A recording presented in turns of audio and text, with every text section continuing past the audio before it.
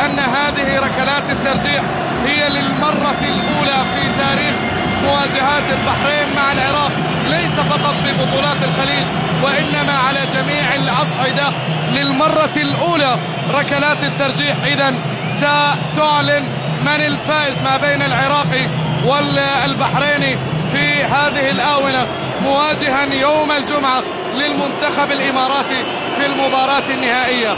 الركلة الأولى للمنتخب العراقي، السيد محمد جعفر في المرمى، والتقدم الآن موجود للاعب أحمد ياسين، يتقدم لتنفيذ الركلة الأولى للمنتخب العراقي. الآن للمنتخب العراقي يتقدم ياسين، صادها جعفر، صادها السيد محمد جعفر، كان السيد الموقف ونجح بأن ينجح بإبعاد الكرة الماضية، تركيز عالي، قفز في نفس الزاوية. الكرة العراقية من أحمد ياسين إلى خارج المرمى، لم تكن هدفا. الكرة الأولى للمنتخب البحريني، لمن ستذهب الآن؟ محمد حسين القائد يتقدم لتنفيذ الركلة. محمد حسين أمام نور صبري، محمد حسين يسدد، صادها نور صبري، صادها نور صبري. الكرتين الأولى كانت لم تسجل، وبالتالي هنا امتزاج ما بين أفراح بصد الكرة الأولى العراقية وامتزاج ما بين أفراح لصد الكرة البحرينية. حتى الآن هم حبايب ويستمرون. نعم، كما ذكرت في مجريات اللقاء أنها مهمة صعبة، لأننا أمام حارسين متألقين. تتكلم عن السيد محمد جعفر ونور صبري. سيد محمد جعفر هذه المرة أمام اللاعب درغام إسماعيل، يتقدم وجعفر يتابع، والكرة جول جول جول جول جول. الكرة العراقية الأولى إذن في المرمى، علامتها خضراء للأخضر، علامتها خضراء للأخضر.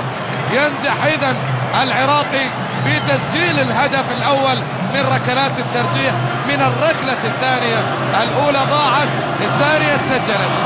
البحريني الأولى ضاعت، هذه الثانية للأحمر، نقول حمراء ولا خضراء. فوزي عايش ونور صبري،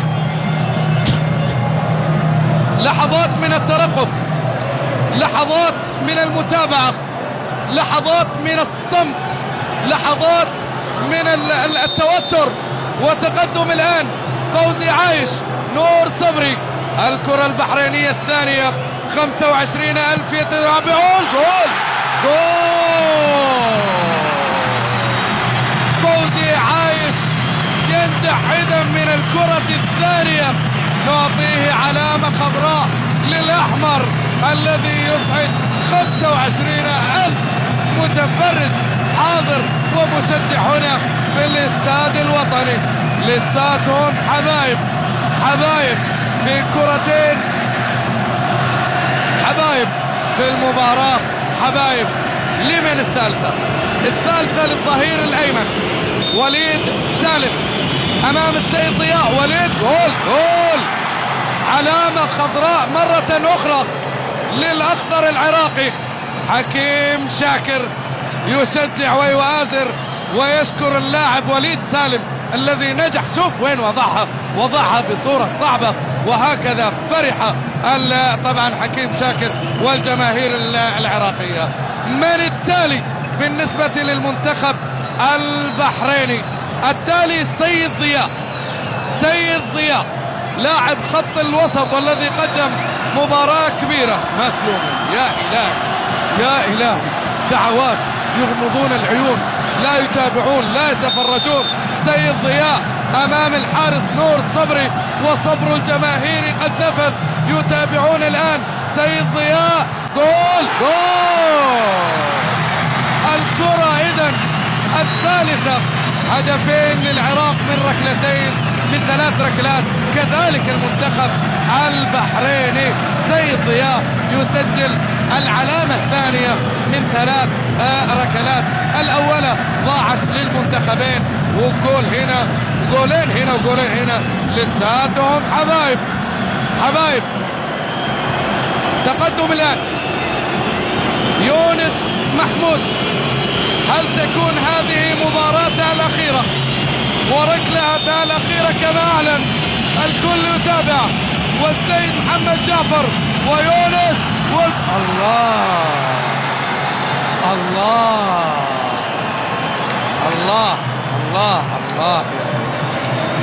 الله يا كبير، الله بطريقة الملعب.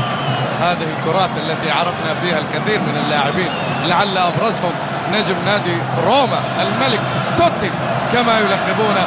هذه ضمن كرات، وكان لزيدان أيضا نفس الأساليب في تسجيل ركلات جزاء. هكذا أيضا يونس محمود بالخبرة وضعها ليعطي 3 أهداف إذن مقابل هدفين.